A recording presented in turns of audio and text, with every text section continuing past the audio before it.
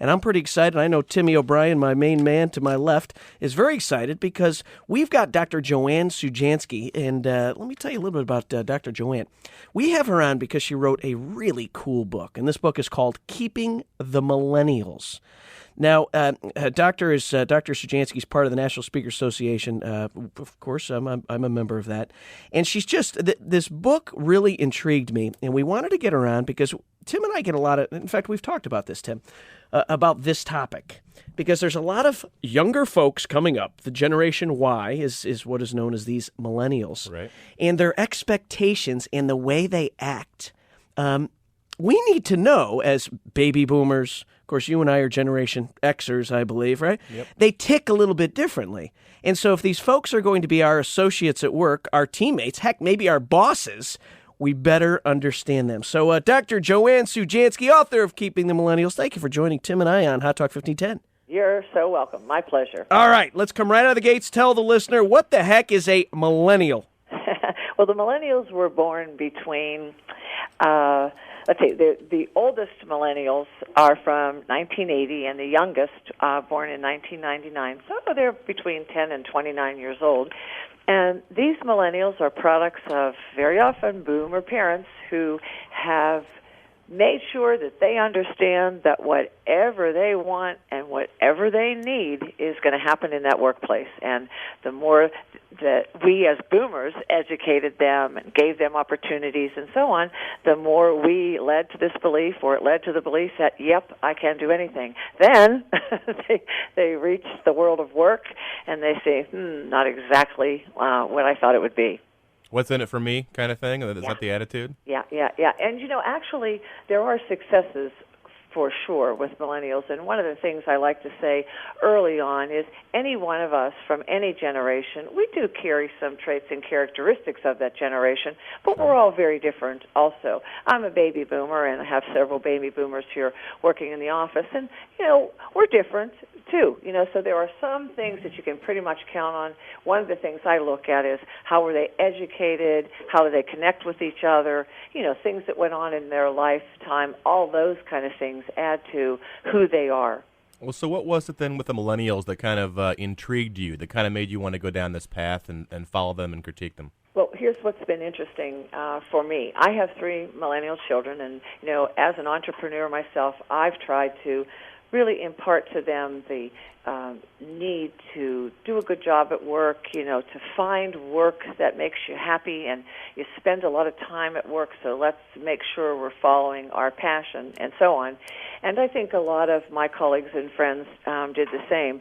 And when we're boomers in the workplace, I guess we're not exactly the same as we are when we're at home encouraging them, because we heard a lot of worries, a lot of complaints from boomers saying, oh my God, they want flex time as soon as they walk in the door.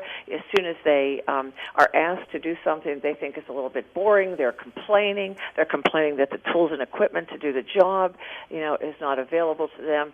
And on the flip side, millennials are saying, oh my God, people do things in such a slow way. The pace of the business and watching people try to get work done, they're faster. They multitask, and they're faster at getting some tasks done. Then their job might be done at 3:30 or 4, and they're thinking, hey, it's a beautiful day. We have a lot of sunshine here at Pittsburgh today, and I'm sure there's some millennials who later in the afternoon will be looking out the window and saying, hey, my work's done.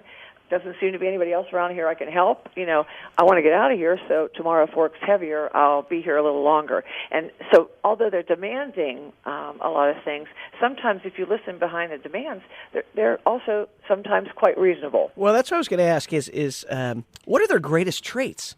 So if I'm going to have a millennial or a team of millennials working around me, what's the good stuff about them? Oh, there's all kind of good stuff.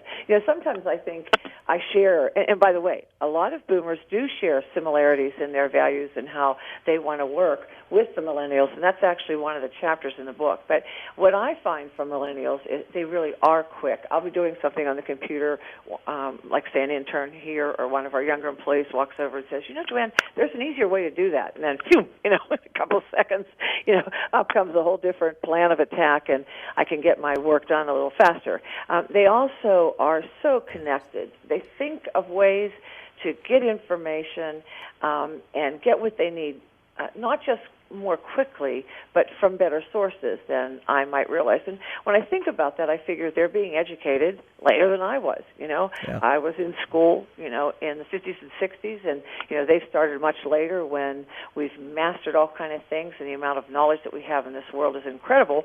So they know how to get their fingers on it. So I think they're so well educated. They know how to get information. They know how to get it quickly.